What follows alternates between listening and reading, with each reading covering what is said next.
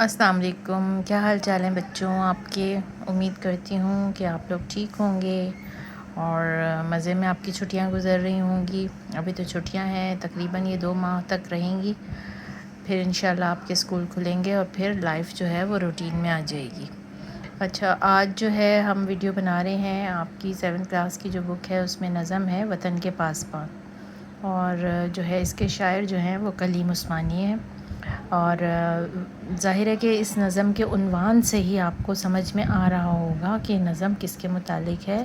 اس میں وطن کی بات کی گئی ہے اور وطن کو پھر سنبھالنے کی بات کی گئی ہے، اور کون سنبھالے گا، وہ بچوں کو مخاطب کیا گیا ہے، اور بڑے خوبصورت انداز میں مخاطب کر کے جو ہے اس کو بچوں کو بڑے خوبصورت انداز میں مخاطب کر کے وطن کی حفاظت کی جانب توجہ دلائی گئی ہے، اور وطن کی محبت کا احساس اجاگر کیا گیا ہے ہمارے یا بچوں کے ذہنوں میں، ٹھیک ہے۔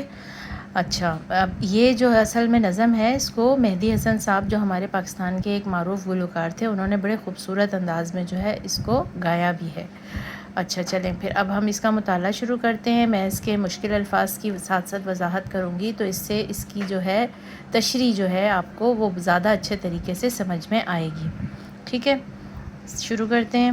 یہ وطن تمہارا ہے، تم ہو پاسباں اس کے۔ وطن آپ کو سب کو پتہ ہے، وطن کسے کہتے ہیں؟ ملک جہاں پر ہم رہتے ہیں، جو آزاد ہے ہمارے لیے۔ کوئی بھی ملک اپنے باشندوں کے لیے جو آزادی کی حالت میں ہوتا ہے وہ ان کا وطن کہلاتا ہے، جہاں وہ شخص کوئی بھی شخص پیدا ہوا ہوتا ہے وہ اس کا وطن ہے۔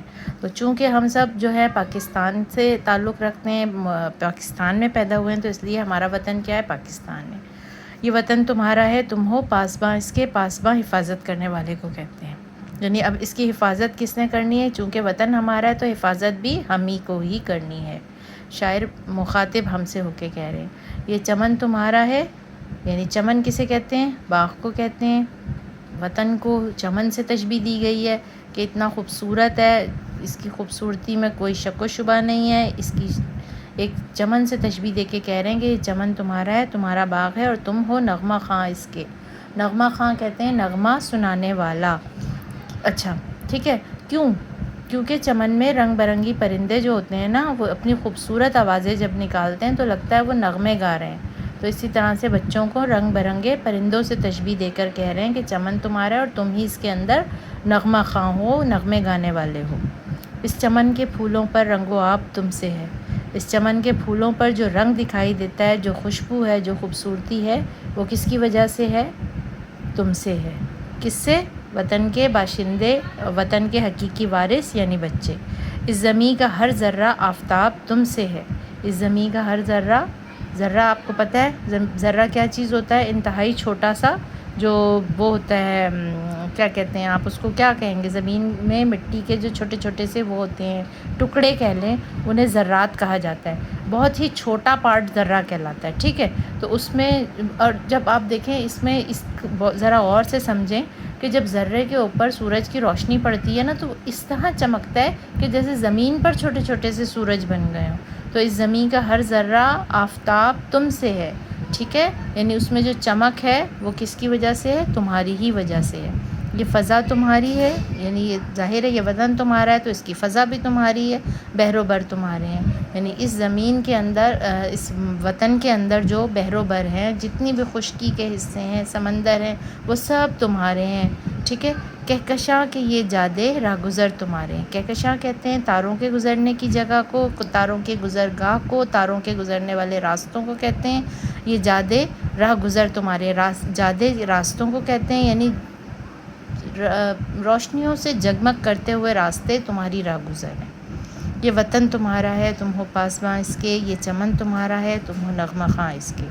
اس زمیں کی مٹی میں خون ہے شہیدوں کا، یعنی اس زمیں کی جو مٹی ہے نا، یہ ایسے ہی خالی مٹی نہیں ہے، اس میں کیا ہے؟ شہیدوں کا خون شامل ہے۔ کیوں؟ اب یہ کیوں کہا ہے؟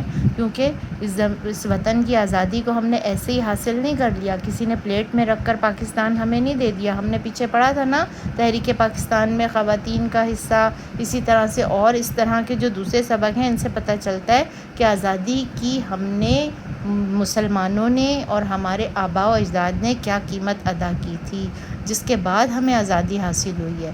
ایسے ہی نہیں یہ وطن ہمیں مل گیا، تو کتنے ہی لوگ مارے گئے، شہید ہوئے وطن کے لیے، آزادی کے لیے، اسلام کے نام پہ، کیونکہ یہ وطن بنا تھا تو وہ شہیدوں میں ان کا نام آتا ہے۔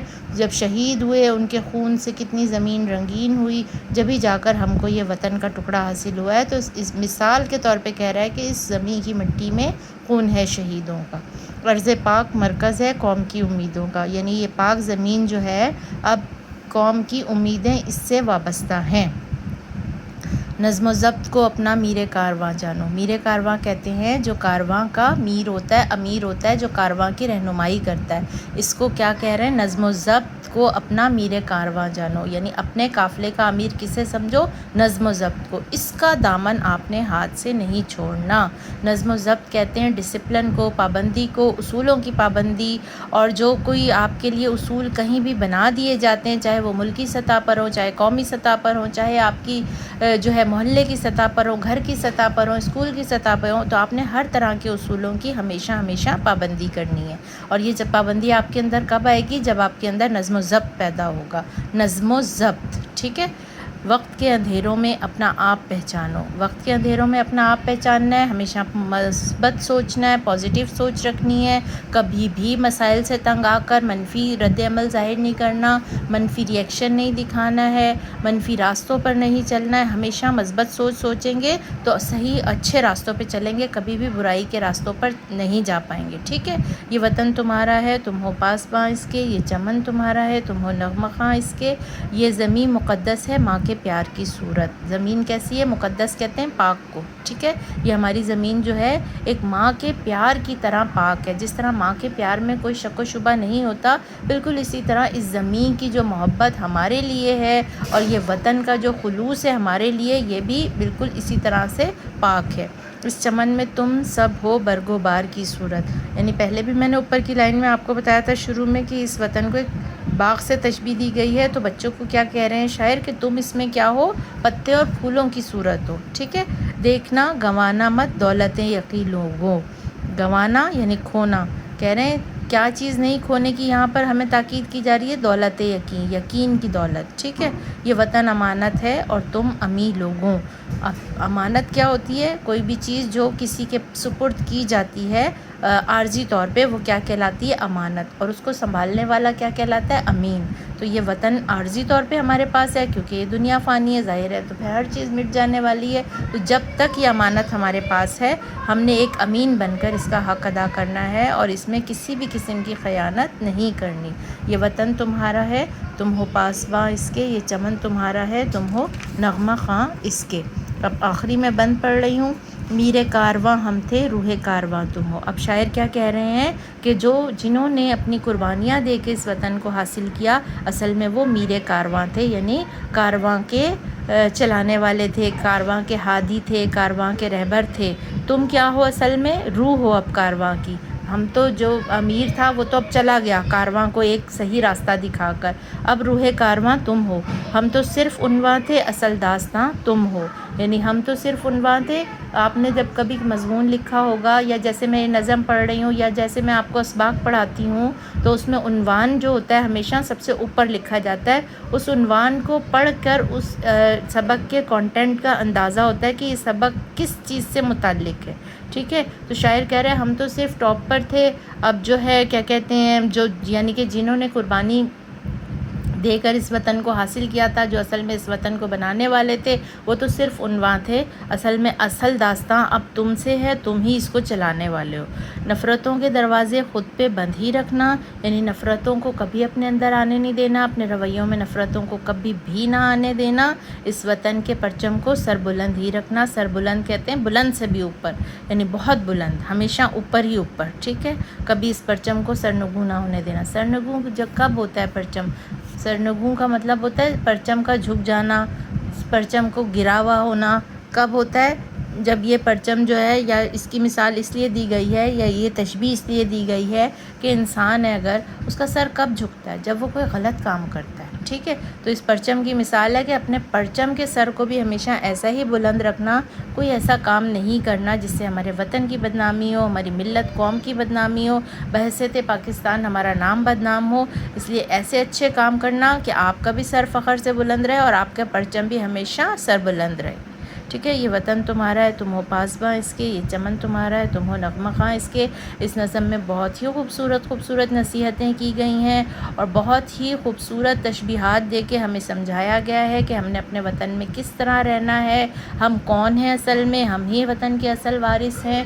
ہم اچھا کام کر کے جائیں گے تو ہم اپنے پیچھے رہ جانے والوں کے لیے بھی ایک اچھا وہ چھوڑ کر جائیں گے، تاکہ وہ ہمیں جو ہے ہمیں پھر اس کو ہماری پیروی کریں اور وہ بھی ایک اچھے ہی راستے پر ہماری پیروی کرتے ہوئے چلتے جائیں۔ ٹھیک ہے، تو یہاں اس نظم کا اختتام ہوا ہے اور بہت پیاری نظم تھی۔ امید ہے کہ آپ لوگوں کو سمجھ میں آئی ہوگی۔ اگر کسی کو نہیں سمجھ میں کچھ آیا ہے تو مجھے میسج کر کے پوچھ سکتا ہے۔